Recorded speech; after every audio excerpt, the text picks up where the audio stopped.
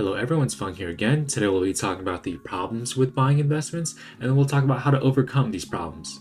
So getting started with the problem, the first one is the lack of affordability, and many people basically skip out on investing due to its high costs. And the problem with that is the world's going to need investors for the economy's success, okay? The economy is successful today because of investors. The second problem is the limited liquidity. Investments aren't as liquid as savings accounts. I know we talked about how most Americans actually put all their money into savings accounts. Why? Because it's believed to be safe and it's also just really easy to turn to cash, right? So people view it safe because it's safer from default risk. And the thing is, but it's not safe from tax and inflation, remember that. But what if you need the money now? Then of course the bank is going to be easy, right? Rather than having your money tied up to an investment.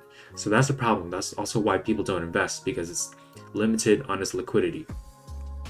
The third problem is the inability to diversify.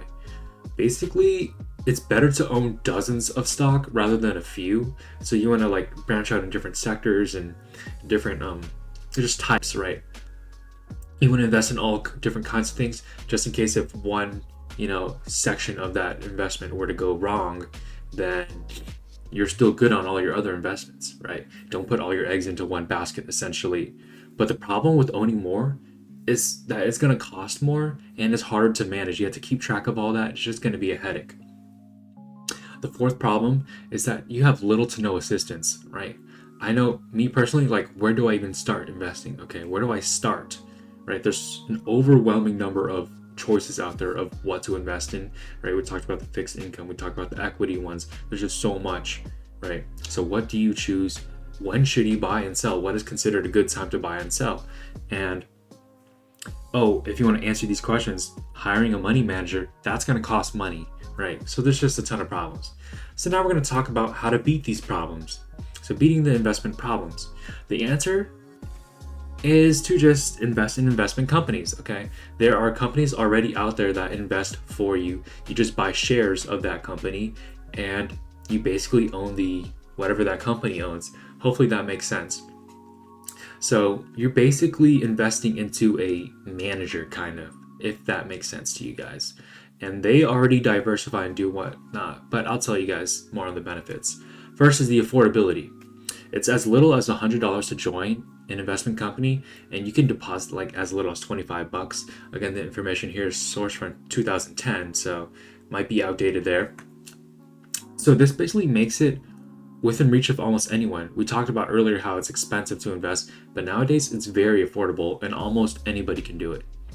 The second benefit is the liquidity. Because you just sell your shares of the investment company, so you can do it easily and at any time, right?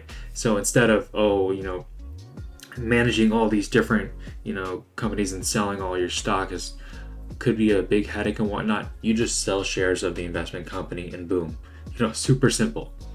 So there's no need to sell the individual shares on your portfolio and whatnot. Very liquid. You just sell the shares of the investment company even if they invest into bonds, right? Instead of being tied up with that bond.